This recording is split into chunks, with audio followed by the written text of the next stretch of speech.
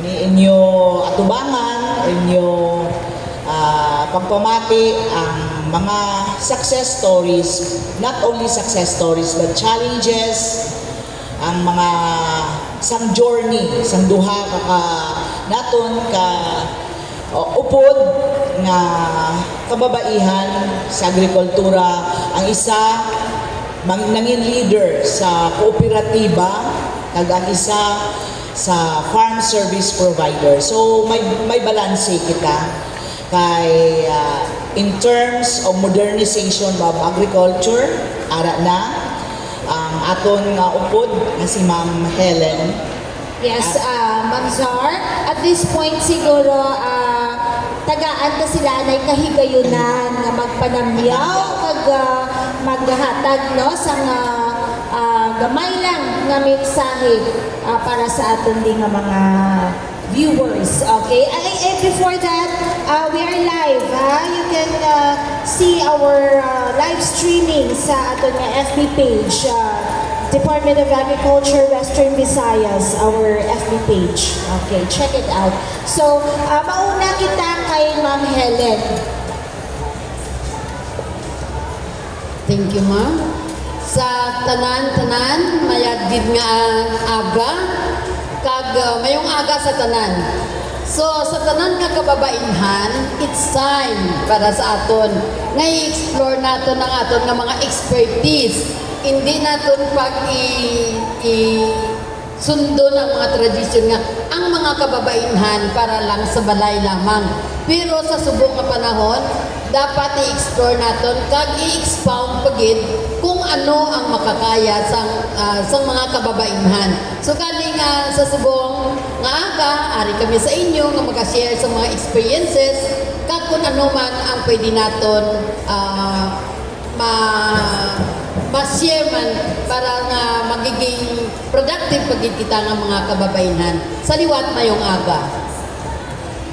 Thank you so much, Ma'am Helen.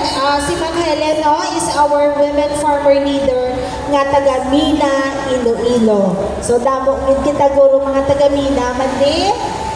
Nakakilala kay Ma'am Helen. Sige.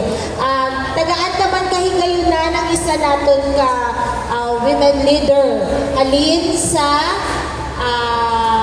Dingli. Okay, si Ma'am Marilyn.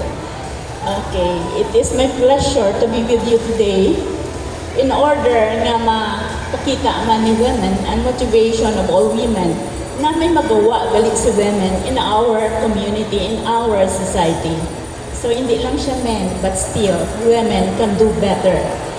Okay, to all to Ma'am Sarlina and all the facilitator, the Rafis, no? Thank you for inviting me because ako pa nahuya-huya pa ko daan na. So, but because of the opportunity, I think as a leader of Dingle Multipurpose Cooperative that leads the way, because actually our Dingle Multipurpose was in bankruptcy in 1997, but yet because of the leadership, nabangon natin ini, and ang community this time is actually enjoying. Kaya sa subong, civil society organization is being recognized by our government as partner because our cooperative is also a partner of the Department of Agriculture and implementing banner programs. And to become a partner is to become accredited in terms of the implementation. Kaya ang ating government, hindi na natin siya mahambal na may problema man kita. So, I think it should be passed over to the society already in order to help our government agencies to implement plans and programs for us. So, thank you very much for this opportunity. Okay, so Ma'am Zar? Partner Joan, ko lang i-emphasize na ang duha natin ka-invited na babae halin sa area sa ating probinsya na malapad ang agriculture, ang sanyong sa agrikultura, sa dingli, ug sa mina. Ang atong purpose is for an inclusive society, no? Sa dapat wala sa may mabilin sa laylayan, pamaagi sa kahimuan sa kababaihan. Yes, So, Ma'am Sar. Puro ni sila, Ma'am Sar, sa rice yes. industry. Okay, So because that their area is a rice producing area sa aton nga probinsya, ang gusto naton nga ma-entice man ang iban nga Yes. mga areas sa aton diri nga probinsya kag sa Western Visayas sang ilang nga ma-share sa aton subong. Yes. So, salamat gid sa paghatag kahigayunan sa subong nga adlaw kag pag-akseptar sa amon invitation sa Department of Agriculture mga mangin guests sa sininga talk shop. So, Ma'am Zar, tagaan ta sila sa mga insights nila kag ideas kung paano sila naging involved sa agriculture industry. First question is shoot ni Ma'am Zar.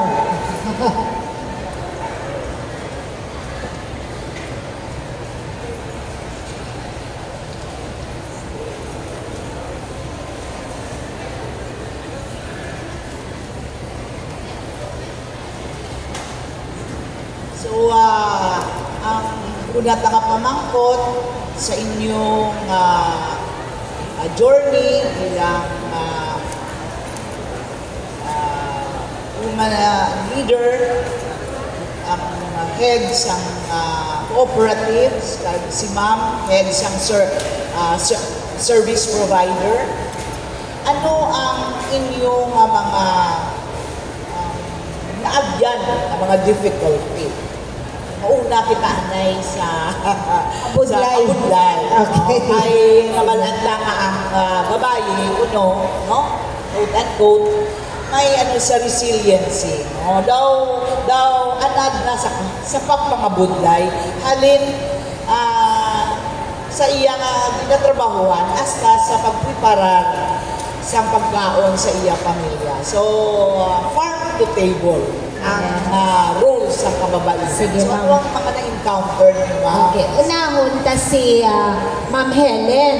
Okay, ano kuno ang mga kabudlay nga naagyan mo as a leader sa dingli, no, nga federation, sa Mina, no, nga federation kag FSP provider, Ma'am Helen. Okay, thank you, ma'am. Sus, kung kabudlay lang kadamo-damo, hindi gid maisip. Pero ang umpisahan ko lang, pag-start lang sa organization, mabudlay na, kaya masiling na sila, babae na siya. Dapat ang presidente, ang leader, lalaki. Pero wala gid ako nagsiling bisan mga gano'n. Wala gid nagtindog, kuya, nga bisan babae ako, may makaya ako. So, that is why, pag siling na nga ako ng, President sa Federation of Farmers Association sa Banwa sa Mina, gintry ko nga madala ang asosasyon sa maayo nga kahimtangan. Gintry ko i-reach out ang tanan-tanan nga kabarangayan nga pwede ma-reach out para nga ma-organize ang Farmers Association. Tungod kay nakita ako, needs ang farmer gid ang genuine information kag dissemination sa mga program, particularly sa Departamento sa Agrikultura. So that is why, siguro sa training man, kag sa mga gin-instill sa akon, sa mga nagliligan ng mga leaders, kaya isa ko dire ka, kang ginalantaw nga babae nga leader, si Prime Minister Mahatma Gandhi.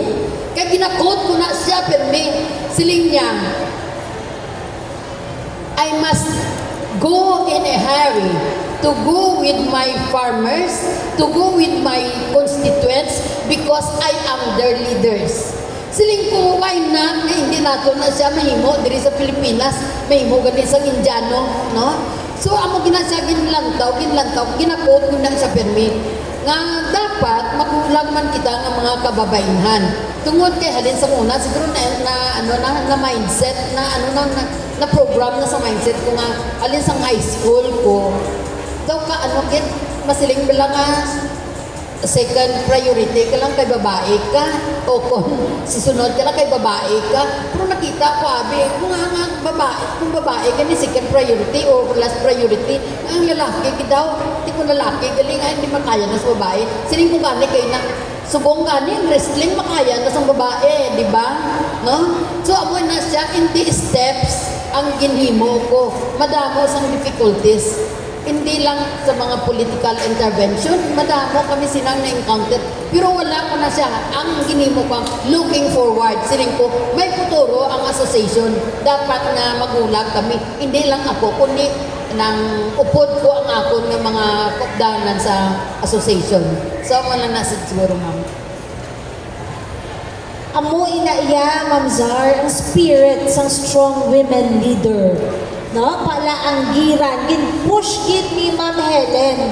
No, in spite of ginadown nga, hindi pwede bayi, mangin leader, no, sa minang federation, no, sa FSP. So, gin-push gid ni Ma'am Helen.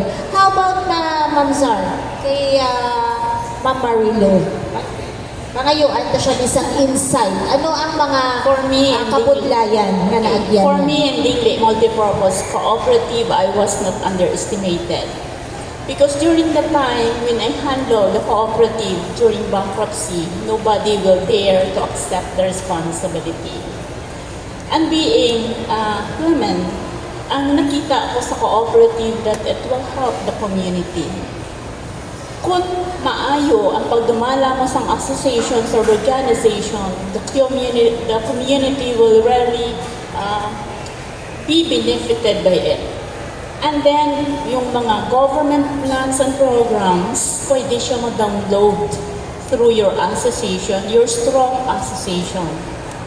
So, because of nobody handles, so I dare to handle it, even though sana hindi ako gusto, no? Because of the hard work and because I have also my family, but yet the challenge was accepted. And the challenge was accepted through trainings. Through trainings by the Land Bank of the Philippines, actually the financing. Amo na siya sa ato nagapautang before, di ba? Sa mga farmers associations. So during the time, before that of 1997, na Land Bank of the Philippines actually incur so many past due loans, unpaid loans from the farmers. Because the associations before was not educated, hindi sila edukado. And of course, the Land Bank wanted that the borrowers or the associations na nag-borrow should actually return back the money that was borrowed by our farmers in order na ma-maintain nato ng ekonomiya. Di ba, ang ekonomiya nga tama ka-abundant will give us, actually, isa na siya ano natin is inflation, ma-resolve natin ang inflation rate. Ang kabuhian isang aton nga mga Pilipino, kung ina siya is abundant, tama gid siya ka mabenepisyohan. So, because of that, women, ang hambal ko is women can do a lot for our community improvement and sustainability. Thank you, Gid. Helen. Ma'am Helen and Ma'am Marilu. Okay, so Ma'am Zara, mo ato ang mga hindi gid mawindang ang ato niyang mga kababainhan kung magpungko sila as leader, as presidente sa amo ni kadalagko nga mga federation kag cooperative. So in short, the strong will, no? Yes. Ang ilang pundasyon. And ano ang ginatawag natin subong women empowerment. Yes. Ma'am Zara, before kita mag-go deeper sa ato nga conversation, pamangkuton taanay sila. Pila bala ka miyembro ang ara sa inyong federation? Pila ka bilog ang kababainhan, pila ka bilog ang mga lalaki nga miyembro, kag ang job ano nyo sa ila? Ila assignment. Assignment, oo. Sa Anong ginaubra sa babae in terms ni sa agriculture. value chain sa agriculture. Okay. Mauna ta siguro liwat kay Ma'am Marilu. Sa among cooperative, in 2013, we have only 983 members. 2022, mga 900 plus lang, no? Among membership. But it grows to 1,963 in 2023. Ano ang nagpadako sa nga? It's because of the access of the ACPC credit program.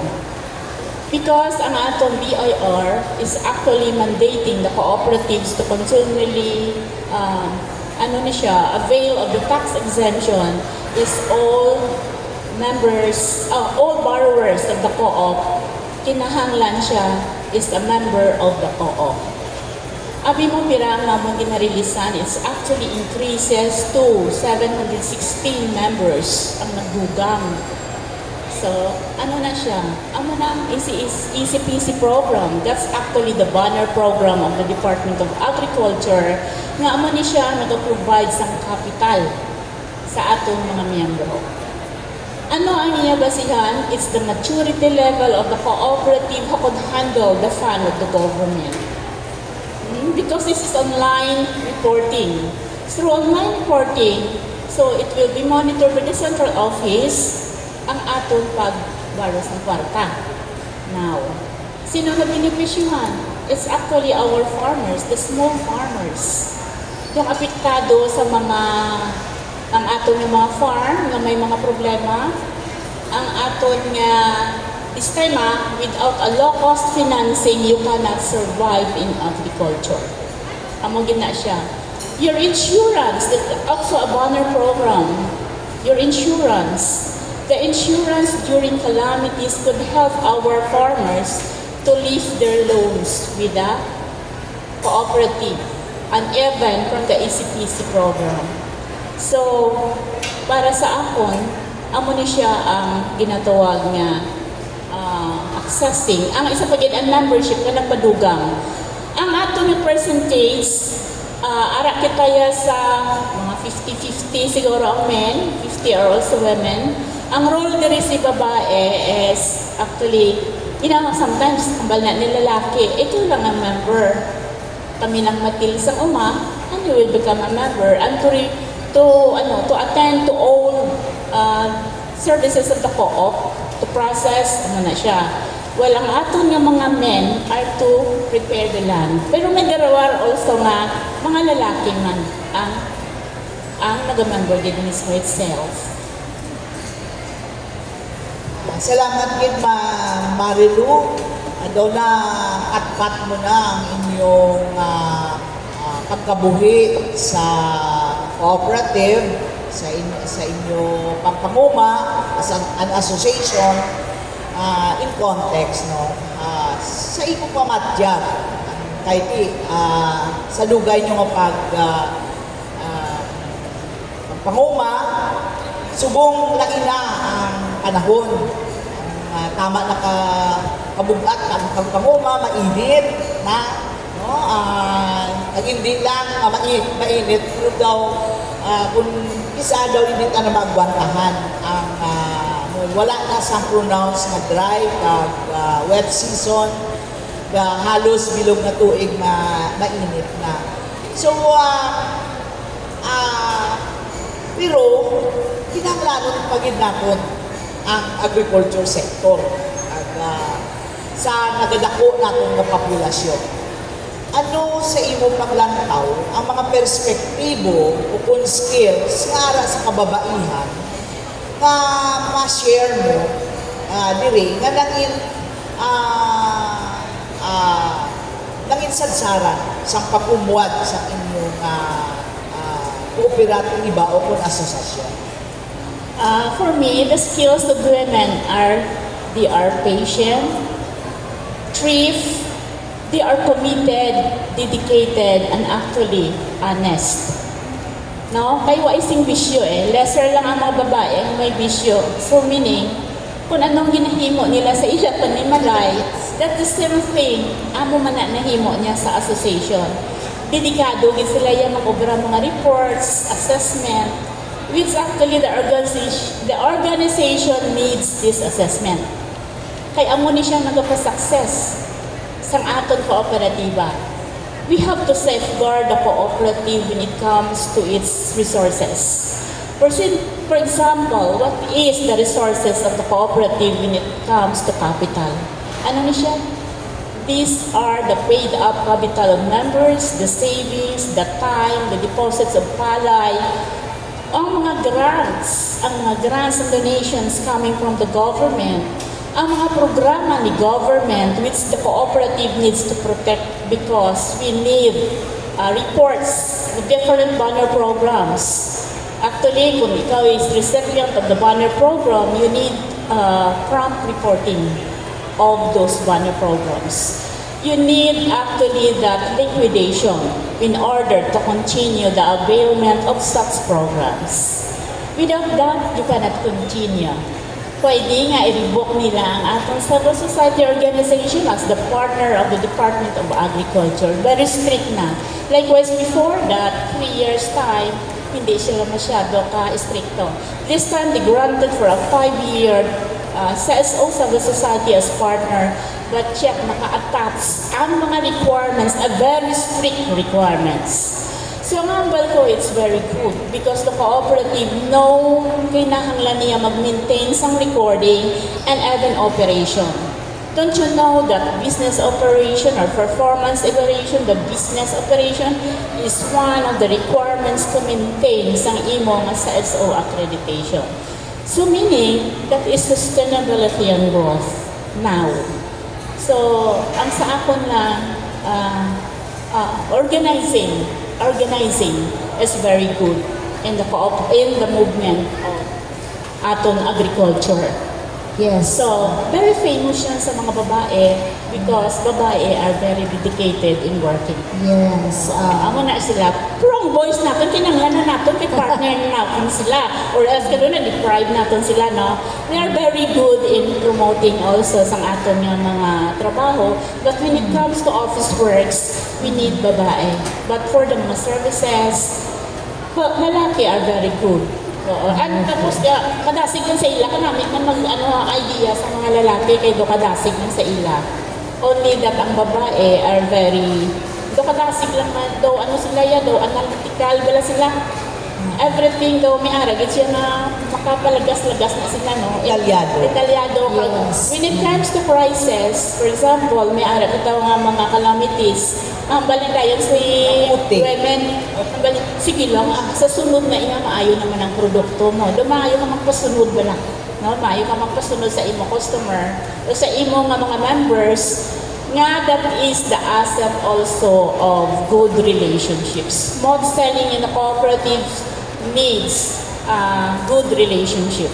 Yes. Okay. So, Ma'am Sar, in short, sa ila nga cooperative, nga kadako yun nga kooperatiba, ang percentage ng babae more on management. Kaya Disiplina. Yes. Kaya according kay Discipline Ma'am na nagatiyo. No? Yes. Pinakabuhi sa ilang mga members. So, in short, they already learned some values. No? Yes. Values in terms of discipline, in terms of frugality. Yes. Oo. May kwenta. Ang kwento. In short, masaligan nila. Tawag ba nilang kwenta? Tagaan naman kahigayunan, karon Ma'am Sar, ang aton yung mga audience dire. Kay this is an open forum man later, no? Nga mag-shoot man sa questions nila. Kung mag-agree man sila, no? Kung may palamang kutanon sila sa aton yung mga guests nga rin diri subong. And also, Ma'am Sar, kuhaan taman, no? Sa insights si Ma'am Helen regarding sa ilang federation sa Mina. Dako man ini kag they are into farm mechanization. No, sa farm mechanization do kabudlay gid intindihon ano bala ang rules agreement kay may mga machineries na nga ginauyatan. So Short, federation sila, big brother sila sa mga gagmay, no? Mga asosasyon. Nag-act sila as service providers. yes, okay. So, Ma'am Helen, ano pala ang role sa mga members, mga kababainhan sa inyong federasyon? Sa liwat. Actually, sa amon sa Mina, may more or less 1,700 farmer members kami sa federation. Ang 1,700 farmer members, halina siya sa 22 barangays which is may barangay farmer associations. So sa barangay farmer association, almost mga 6 lang ang mga lalaki nga presidente. Out of 22, 6 gid sila. So kung sa yudon pa, mga dira siguro sa mga 22% ang miyembro namon nga mga lalaki. Na overpowered sila sa mga kababaihan. Kaya usually ang sugo, abi mo, ikaw lang to attend meeting, kay among manara ang role kalbanan sa role sa babae, sugoon nga ma-attend meeting, ikaw lang, na mo na sa. So that is why, mga kababaihan, madamo kami sa mga miyembro, sa mga babae, sa lalaki. So sa ako naman, sa management, more on women kami. More on women kami. Pero sa operations, kay mikaagay, rice mechanization, sa operation, ang amon operation manager, lalaki, and then, may train kami nga babae nga magiging operator sa 4-wheel drive tractor. Actually, some later lang, during the training in Iprata, madamo kami sa mga miyembro, out of 75 yung ipadala naman dito, mag-train sa Iprata, sa Badyangan. Madamo kami sa mga miyembro ng mga kababaihan ang nag-train kung paano mag-operate sa rice combine harvester. And they are enjoying, mga kababaihan. So pagbalik nila, mas na, Madam, kay balo na kami magdala sa rice transplanter, rice combine harvester, 4-wheel drive tractor. Siling ko, wala na ta problema. Mangayo na lang kita. So madamo nga may machineries, kay kamo na lang ang mag-operate na muna sa. So madamo kami. So masiling kita nga ano pagin ang mga skills ng mga kababaihan. Nagapatigid ako nga ang mga kababaihan iya. Versatile kita iya. Versatile in any situations, di ba? Bahala ng mga climate change ina. Kaya bahala na mga drought na ina. Basta kami nga mga kababaihan, bisan in kami ibutang, versatile kami katama. Maka-adjust kita sa mga situations, di ba? Amo na siya. So, among na ang panglantaw ko. Ako ay kung naglantaw nga ang makaya sang kalalakinan, hindi makaya sang kababaihan. Kung ka isa ma-supersede pa sa mga kababaihan, tungod kay ang kababaihan, may commitment, kung may ng porsigido na makamapa, kuha gidang iya nga gusto. So that is why kami sa Mina, pasiling sila nga, natin ka magdalagan, sa kunyang bayan, o kung sabat ko, hindi ako sa kunyang bayan, madalagan ako mayor sa Banwasang Mina. Hindi ganit madalagan ako gobernador. Hindi ng mga bayan-bayan na ina. Pero actually, gina-avoid natin kami sa among nga association, gina-avoid naman ang mga political intervention. That is why kami officer nga mga barangay kagawad o kon elected officer. Kay elected officer, kahit tungod hindi namon gusto nga ma-influensyahan kami sa ginatawag nga political intervention. Nang dira pala sa thinking nga kinanglan magiging independent kita, although nga may mga government officials, may government kita nagasupport sa aton, ipakita na natin nga ang ginatag nila sa aton, ma-maximize natin ang iyang katuyuan, ang iyang goal. That is why siguro nga sa subok farm service provider kami sa Mina. Okay, so well said. Grabe, hindi Ma'am Zora sa Mina. Daliya ka tayo, Ma'am Helen. Kaya naging sulod na sang kababainhan even sa operation sang farm machineries. No? Ara na tumunggit urot sila may attend meeting. May araman sa because of they are FSP, farm service provider, may gin-train pagit sila. nga mga kababainhan nga mag-operate sang sini nga mga machineries. So why did I say nga punggit urot? Kay sa meeting ara da ang ginapahayag kung diin ka maka-loan, diin ang mga ahensya sa gobyerno nga pwede maka-avail pagid kag maka-benefit ang inyong cooperative kag federation. So ang kababainhan, una nasa kwarta, una pagid sa serbisyo. No, Ma'am Helen, sige. Ma'am Sir, siguro pakayuan naman na question kag insight ang aton nga mga audience diri sa kalalakinhan. Hatagan ta sila sa microphone. Sir James Earl Ogatis, Palihog, kag iban mga press corps no? Nga pamangkot man sa inyo nga gusto ipamangkot sa aton nga mga farmer leaders. Kay base hindi sila bala Komportable. gusto Oo. sila bala ma'am Sir. Kay base ba lang Bayad din. may mga lalaki dira ba lang nga gusto man mag-react, no? Oo, sige. As diverse advocate. Questions, reaction, violent So, reactions. mapatiyan mga naman sila. kalalakihan. Sige. I'm JP from Radyo Pilipinas. Good morning, ma'am, and happy Yes, Sir Women's JP. Month. Ma'am, we all know na pabata na ang edad sa aton sa nga mga farmers, huwag patigulang na gito. Sa inyo nga mga respective organization, ma'am, may we know anong status ng young farmers? Madamo ka ba na sa mga lamharon ng mga kababainhan nga nagaupod sa inyong organization, and your words of encouragement sa mga kauturan naton nga probably gusto man or interesado man maging isa ka mangunguma pero nagalang-alang because of the responsibility bilang mga Iloy o kung mga breadwinner man sila tag sa pamilya. So, ang pamangkot mo na, sir, daw maburubudlayan. Maburubudlay, di man magsabat na siling ka nga may mga young, farmers kita. Kay amoy na sa subong ang focus namon. Una-una, nag-try kami nga i-organize, i-maximize ining 4-H club para ma-introduce sa mga young farmers naton, mga out of school youth naton nga may ara sila puturo bisan wala sila nakatapos. And then magsiling kita nga yung farmers kay ang aton subong nga nga generation very young kag iba ang ilang padulungan kay abi nila kung farmers sila gid ang mahabba sa kahon, sila gid ang marado, why nila nakita pa ang beauty sa organization.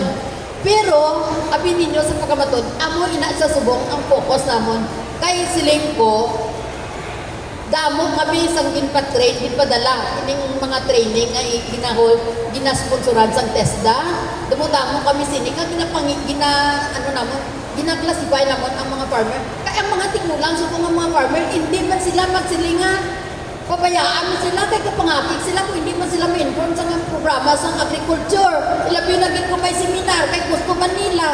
Sino po ang nagalibong ulo ko kay bisan sa salakyan mahinay kung magsaka sa salakyan pero ma-attend gid na na siya ba.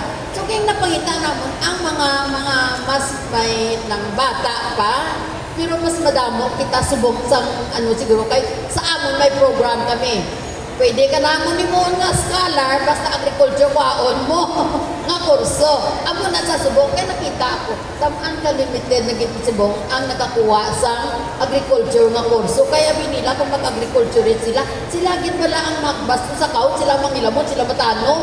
No, amo na sa pero sa subong may mga encouragement kita. Ilabi na gid ining pag-organize ang 4-H club. Abi ninyo bata pa ako, volunteer leader na ako sa 4-H club. Kagiging presidente ako kapila-pila katuig sa Rural Improvement Club na nakita ko nga useful na tama para sa mga kababainhan sa agrikultura. So, subong, amo na sa sir, ang amon campaign nga tinanglan, may mga second liner na subong sa peak blooming age na kami. Kabado ka mo kung ano ang peak blooming age. Hindi kita masilinga senior kita. Ang senior atong hindi na siya iya kahula. Pero kung nag-edad kita 60 to 75 years old, peak blooming age. Kay dira na ako subong, dira na kita nagod sa mga kababainhan. Ilabi na dire sa SM City, kag malabutan sa akong tingog. Hindi kita magsiling nga senior citizen kung nagaedad kita 60 to 75. Ang tawag sila sa aton, peak blooming age. Kay tira na ang time nga hahatagan naton sa kompensasyon ang aton tagsa ka mga kagaylingon nga waay nato nakita samtang naga-eskwela kita, samtang nagatrabaho kita. Kay kung may trabaho kita early in the morning, mapugtaw ka, may himos ka sang panyaga sa kabataan mo, kung nanay ka, may himos ka sang imong galingon, even mag-make up hindi na kiwi ng imong eyebrow, kay gadali ka nga hindi malate sa opisina. Di ba? So kung retire ka na, amo na ang time nga full ang make-up, ang eyebrow, ang lipstick. Diba? Ang aton nga ginahatagan sa aton nga time, ang aton nga kagalingon to compensate samtang baskog pa kita. So ang senior na iya, inang hindi nagid walang kasarang, no? Nga kung kaisa mga ayaw na lang yun sa wheelchair, no samtang nag-aibon pa kita, peak blooming age. Amoy na sa. Okay. Palakpakan na si Ma'am Helen. May na-learn din ako sa buong Ma'am Another Sir. term. Na peak PBA. blooming age. No. Ano nga edad? 60 to 70. PBA. Oo. Di ba Peak kung blooming 40 age. to 50, Kung sa lalaki, Ma'am Sar. Philippine Basketball Association. Kung mga 40 to 50, Ma'am Sar, pwede guro nga blooming age lang. 60 to 70, peak blooming age. Yes. Thank you so much, Ma'am Helen. Sige, tagaan taman na kuhaan taman inside si Ma'am Marilu. Regarding sa youth sa inyong organization, Ma'am. When it comes to farming, gamay na gidman to ang ating mga young. Mostly diya is mga range from 50s, 60s. May haraman kita nga mga, especially the SCPC program, may mga bataon din mga nag-apply, no? As member under the Barry, pero medyo durugid ya ang may edad. And then, ang programa pag ni SCPC ng mga young entrepreneurs is less than 30 years old. So may mga projects, mga projects anda. And gani ang edad sila is not over than 30 years old. So managani nga bala mo, kasi 5 years from now on, kasi tamo, nagigma na nga itong mga retirees sa farming. And now, ang aton nga mga young, as if daw hindi nila gusto ang sa karamunan, sa uma. Balko, I think ang aton nga mga inanak ni dapat i-training naton nga mag-handle ng some farm. Okay, later on, sino ang ma-handle? Even though that we have mechanization program, but not all location of our farm can be mechanized. There were cases, although the program of the mechanization is FMR mo needed, location, condition of the farm, hindi na tanan, maano naton. And even kung di naganegosyo kami sa mga palay, kami nabudlayan man even handlers. Manarawat ka humay, ang mangkuha sa uma or mang kilo-kilo sa palay mo, very hard magkuha. It's because of the Poor Peace program. So it's also about the program man, no? It's also the government program na nag-hinder man sa aton mga laborers. Nga, waay na kita kwaon sa mga uma. So, na, galimit sa aton. So, daw hindi lang natin mabalaan kung ano ang dapat gid. So, let's go along the long way. Okay. Salamat gid na Ma'am Marilu. Salamat man sa questions ang aton na partner sa from the local media. Kay nahibaluan naton nga may gaps gid man sa agriculture in terms sa age kag ang women nga role tama gid ka importante. Karon mga kami sa sektor sa government, no, ay siyempre kinahanglan naton man nga ma-address ang ina ng mga bagay sa inyong pananaw sa in a very practical way. Ano ang strategiya nga dapat naton himuon sa sosyedad nga ma-entice naton ang additional number of women farmers na nag-engage sa agriculture sector. Hindi lang sa production, but in all aspect. So, anong paghahimuo namon sa gobyerno? Sa inyo lang practical lang na suggestion para sa amon.